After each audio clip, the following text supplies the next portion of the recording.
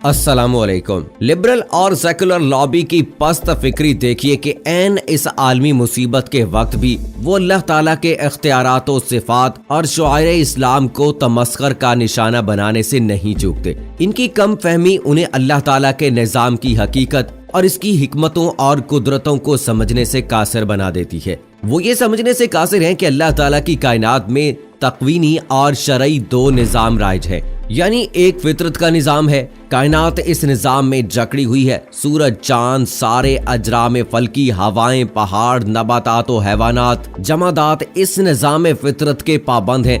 वो इससे बाल बराबर भी इनहराफ नहीं कर सकते। इंसानी जिस्म के अज़ाओ जवारह पर भी फितरत का यही निज़ाम लागू है। आंख देखने, नाक सूंघने, कान सुनने, जुबान बोलने और दिमाग सोचने और दिल महसूस करने के लिए बना है। कोई बड़े से बड़ा साइंसदान और फलसफी या दानिश्वर या जाबिर हुक्मरान अज़ाए बदन के इस तिब्बी वजीफे को बदल नहीं सकता। छोटी मोटी बीमारियां अक्सर इंसान की अपनी बेएहतियातियों का नतीजा होती हैं। बड़ी वबाएं भी इस वक्त आती हैं जब इंसानों की एक बड़ी तादाद फितरत के निज़ाम से बगावत करती और तिबाई असूलों को तोड़ती है। कभी बड़े पैमाने पर आफतों, मसाइब और अमराज अल्लाह की आजमाइश बनकर आते हैं। अल्लाह ताला ने बीमारियों के इलाज का भी फितरी तरीका मुकर्रर किया है और इनके इलाज भी हवाओं, शुआओं, जड़ी बूटियों और फितरत के बेशुमार अनासर के अंदर रख दिए हैं। नबी करीम सल्लल्लाहु अलैहि वसल्लम का फरमान है, सब बीमारियों का इलाज पैदा किया गया है, इस इम्कान के तहत कि इंसान नेचर को अपना खुदा ना बना ले। ऐसा भी होता है कि अल्लाह ताला बेहतरीन दवा, दारू और उम्दा इलाज और तिबाई ग़िज़ाओं और खुशगवार आबो हवा के बावजूद भी शिफा नहीं देता। बहुत से मौकों पर दवा बिल्कुल बेकार साबित होती है और दुआ ही कारगर बनती है। इसी तिबाई निज़ाम के तहत अल्लाह के पैगंबर भी बीमार होते और इंतकाल करते रहे। बाज को उनके कौमों ने कत्ल तक किया, जिंदा जमीन में गाड़ा, अजियतें दी। इन पर जो हथियार इस्तेमाल हुए वो तबई कानून के मुताबिक उन्हें काटने और जरब लगाने से इसलिए इनकार नहीं करते थे कि उनका इस्तेमाल अल्लाह के नबियों पर हो रहा है। रब के काबा के अंदर रखे नजराने चोरी हो जाते थे। एक किसी कदर गैर मारूफ ज़ईफ रिवायत के मुताबिक कदीम जमाना जाहलियत में एक मर्द औरत काबा के अंदर बदकारी के मुर्तकिब भी हुए थे, जिनको वहीं जमजम के करीब पत्थर बना दिया गया था। तौहीद खालिस के मरकज मक्का वालों ने काबा के अंदर 360 बुत सजाकर उसे शिर्क का गढ़ बना दिया था। मक्का शहर में और हरम पाक के साए में अल्लाह के सबसे महबूब नबी करीम सल्लल्लाहु अलैहि वसल्लम और आपके साथी बदतरीन जुल्म और सितम का निशाना बनते रहे। अल्लाह ये सब देख रहा था, लेकिन इसके लिए कुछ की सजा 12-14 साल के अंदर लिखी थी और कुछ की कयामत के रोज पर रखी थी। दोस्तों, ये सारी बातें बताने का मकसद ये है कि शरई अमूर यानी दुनिया में तौहीद, रास्ती, अदल और हिकमत अल्लाह ताला किसी माफूकुल तबई कुव्वत से नहीं बल्कि अपने बंदों के जरिए कायम कराना चाहता है। बंदे अगर इससे आजिज आ जाएं या इनकारी हो जाएं तो फिर वो बराह रास्त वैसी कुदरत और कुव्वत दिखाता है जैसी उसने अब्रहा के हाथों वाले लश्कर से अपने काबा को मस्मार होने से बचाने के लिए अबाबील भेजकर दिखाई थी, या जैसे नूह, हूद, सालेह, शुएब अलैहिस्सलाम, लूत अलैहिस्सलाम की कौमों पर मुख्तलिफ तरह के अजाब मुसल्लत करके जाहिर की थी। अकलियत पसंद और मुल्हिद फिकर कुछ लोग मौजूद कोरोना वायरस को भी अल्लाह के लश्करों में से एक लश्कर समझकर इबरत पकड़ने की बजाय मजाक उड़ा रहे हैं कि देखें, अल्लाह का घर काबा कोरोना के खौफ से बंद कर दिया गया। जो खुदा नाउजुबिल्लाह अपने घर और इसके अंदर इबादत गुजारों को कोरोना से नहीं बचा सकता, इसकी कुदरत कार फरमाई पर कौन भरोसा करे। इन बदबख्तों को याद रखना चाहिए कि जिस तरह इंसानों ने फितरत के निज़ाम और खुदा के दीन से बगावत पर अपनी जिंदगियां उस्तवार करके अपने लिए कोरोना जैसी वबा को खुद दावत दी, अल्लाह चाहता है कि अपनी बेपनाह सनती और टेक्नोलॉजी की तरक्की पर नाज करने वाला ये इंसान इस वबा से अपना बचाव भी खुद करके दिखाए। जब तक अल्लाह को इस वबा का काबू में आना मंजूर नहीं, उस वक्त तक अपने असबाब लड़ाएं और अपनी तदबीरें करके देखें। काबा की हिफाजत, उसमें हिफ्जान सेहत और वबा के तदारुक को सद्दे बाब के अमूर इंसानों के सपुर्द है। अल्लाह ने ये कहीं नहीं कहा कि काबा में इबादत करने या पनाह लेने वाले लोग कुदरती आफतों से बच जाएंगे। काबा की जियारत करने के लिए जाने वाले वहाँ बीमार भी होते हैं और उनका इंतकाल भी होता है। अल्लाह की कुदरत और कुव्वत का तमस्खर उड़ाने वाले पहले खुद अपनी फिक्र करें कि कोरोना से इतने खौफजदा क्यों हैं। खुदा को बेबस समझने वाले अपना बस चलाकर और इस वबा को टाल कर दिखाएं। यही बता दें कि चीन से फूटने वाला वायरस कई समंदर पार करके यूरोप और फिर बहरा ओकियानूस को अबूर करता हुआ अमेरिका जैसे सेहत के शानदार पॉलिसियां रखने वाले मुल्कों में कैसे पहुंच गया।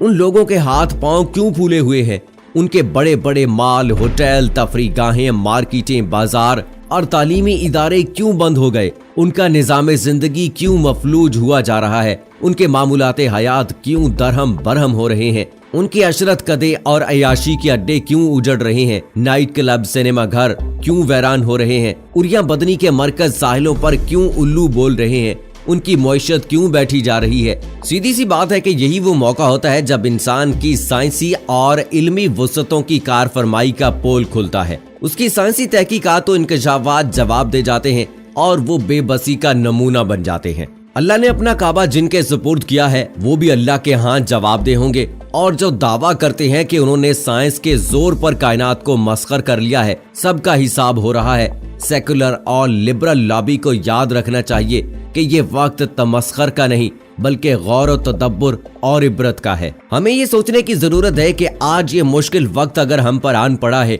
तो इसकी वजह क्या है। दीन से दूरी है। हम कितना अल्लाह ताला की इबादत करते हैं, हम कितना अल्लाह ताला के शुक्रगुजार होते हैं, हम कितने हराम कामों से बचते हैं, कितने बुरे कामों से बचते हैं, जरा अपने गिरेबान में झांक कर देखिए। दोस्तों, कुछ अर्सा पहले जब चाइना के शहर वुहान में ये वबा फैली थी तो सब लोग कहते थे कि चाइनीज चूंकि हराम खाते हैं, चमगादड़ का सूप पीते हैं, सांप का गोश्त खाते हैं, इसलिए उनमें ये वबा फैली है। लेकिन मैं यहाँ आपसे ये पूछना चाहूंगा कि अल्हम्दुलिल्लाह मुसलमान तो हलाल खाते हैं, मुसलमानों में तो इस किस्म का जानवर खाने का कोई सवाल ही पैदा नहीं होता, तो फिर ये वबा हम में कैसे फैली है, इस बात पर गौर करने की जरूरत है। दोस्तों, बात क्लियर है कि वो लोग काफिर हैं, वो हराम खाते हैं, वो कुत्ते का, वो सुअर का, वो सांप का, बिल्ली का, चूहे का, चमगादड़ का, हर किस्म का गोश्त खाते हैं, इसलिए इस मूजी मर्ज का शिकार हुए। लेकिन हम मुसलमान कहां पर हराम खाते हैं कि आज ये बीमारी हमें भी ले डूब रही है। जी हाँ दोस्तों, हमें भी गौर फिक्र करने की जरूरत है, हमें भी इबरत हासिल करने की जरूरत है कि अगर मुसलमानों पर ऐसी कोई वबा आती है तो उन्हें अपने गुनाहों के बारे में सोचना चाहिए, अपने अमाल के बारे में सोचना चाहिए कि हम कितने अच्छे अमाल करते हैं, कितने नेक काम करते हैं, कहीं ये हमारी किसी गुनाह की पकड़ ही तो नहीं।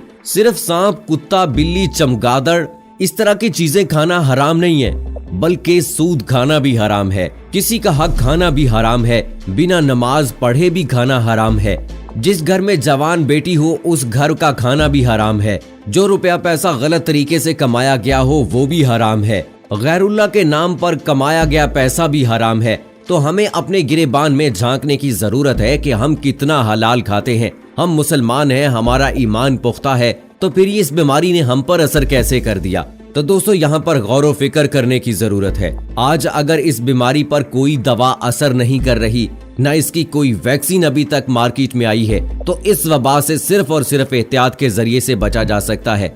लोगों में किसी किस्म की गलत बात फैलाने की कोशिश हरगिज ना कीजिए।